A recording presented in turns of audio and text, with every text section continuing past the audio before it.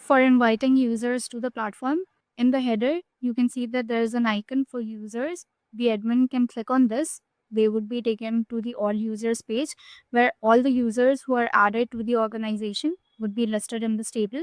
As you can see here, only the admin's name is there because there are no current users apart from the admin, which are part of this organization. So in order to invite users, what the admin can do is, you can see in the header, there's a button called new user.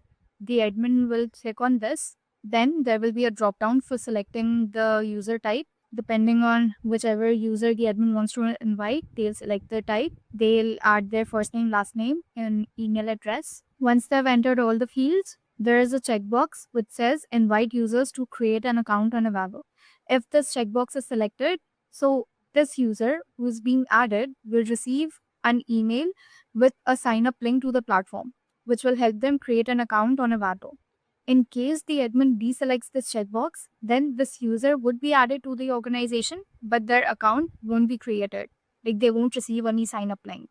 So the admin, if they want to invite the users to create their account, they'll click on this checkbox. And then once all the details have been filled, the admin will click on the add button. Now, as you can see that the user has been added. Now, this symbol that you're seeing, right? It says user account not created, which means this user has been invited.